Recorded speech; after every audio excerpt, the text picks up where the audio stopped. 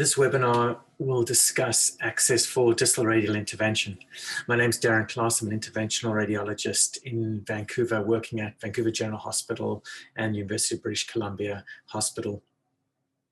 I think it's important before we get going to understand what the benefits are of distal radial intervention. So why access the distal radial artery? Well, we do it because there's a much lower risk of compromising vascular supply to the hand. And this is a theoretical risk because we're puncturing distal to the superficial palmar arch. And therefore, the Bobo isn't that helpful in these cases. So this is one of the main benefits. But the more practical benefits are the fact that this is a very superficial vessel, which makes it easy to puncture under ultrasound. And it also makes it very easy to get fast hemostasis. So again, in patients who are coagulopathic, where conventional radial access is of significant benefit, distal radial access is of even more benefit. And another potential benefit is if you do have a short segment radial artery occlusion and you really want to access the radial artery for further interventions, there's options for crossing that occlusion.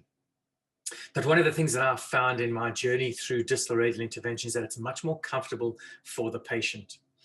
So just some anatomy for you. As you know, the anatomical snuff box is bordered by the abduct and extensor pollicis tendons.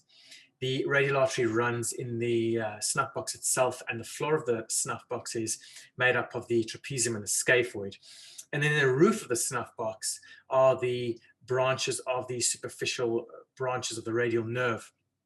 And with that runs the cephalic vein. You can see these, but as you can see from the illustration on the right-hand side, one of the huge benefits is that you're puncturing distal to that superficial palmar branch of the radial artery, which means that if you do get an occlusion, it's generally very short because you'll only occlude to that branching point, and therefore you maintain the blood supply to the hand. So should you have an incomplete arch, for example, it shouldn't be compromised because of you're not affecting the superficial palmar branch at all.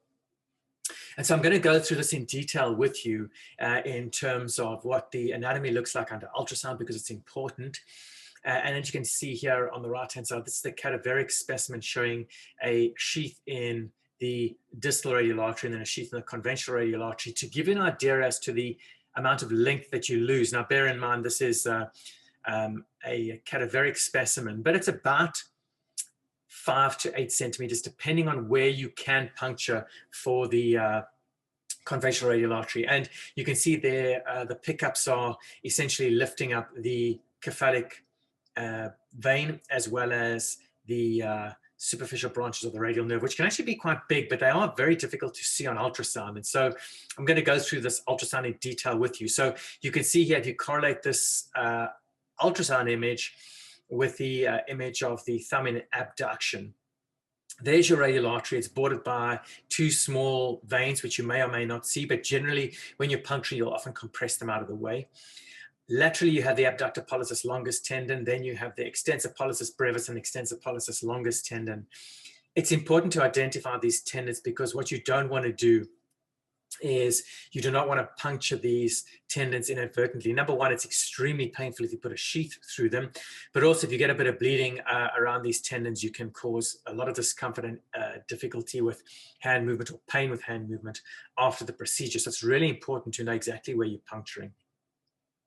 If you use a very high frequency ultrasound transducer like a hockey stick, for example, you'll be able to see the superficial branches of the radial nerve. I don't use this routinely, and so with a 9 or a 12, even a 16 megahertz probe, it's quite difficult to see these little superficial branches of the radial nerve. So I don't look for them. I'm sure I've punctured through them multiple times, but it doesn't seem to cause any long-lasting discomfort or effects for the patient. And then you can see the cephalic vein. And again, if you're used to ultrasound, this is not a problem. If you're new to ultrasound or haven't used ultrasound much, you must be able to differentiate between an artery and a vein on ultrasound, because what you don't want to do is inadvertently puncture the cephalic vein. It's not a problem, but it's just, it means that you're going to have to re-puncture. And what you also don't want to do is puncture through the vein into the artery and cause an arterial venous fistula, or potentially cause an arterial venous fistula. So again, I talked about the benefits of distal radial compared to conventional radial.